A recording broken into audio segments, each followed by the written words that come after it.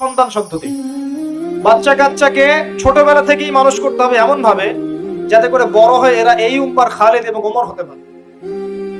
বাচ্চা ছোট ছোট বাচ্চাকে আপনি ভালো খাবার দেন, ভালো খাবার দেন, মায়ের স্নেহ দেন, বাবা মার সাথে রাখেন, একটু গ্রাম্য পরিবেশে নিয়ে গিয়ে তাকে বড় করেন।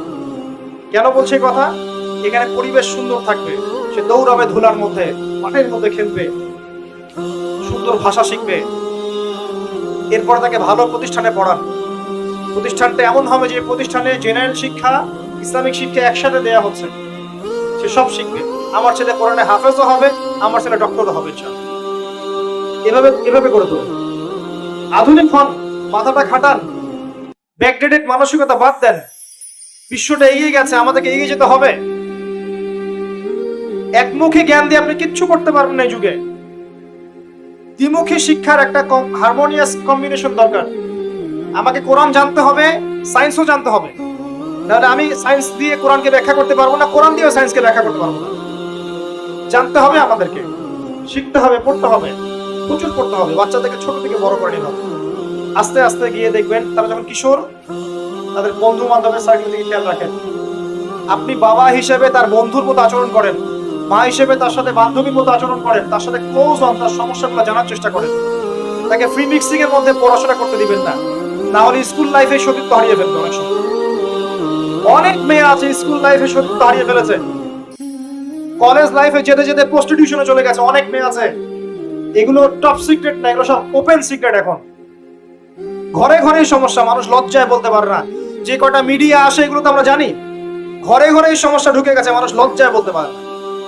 ছোট ছোট বাচ্চা মেয়েদেরকে পর্যন্ত রেপ করা হচ্ছে এখন। এটা সেই ফ্যামিলিস্ট রেভলিউশনের কারণেই হচ্ছে।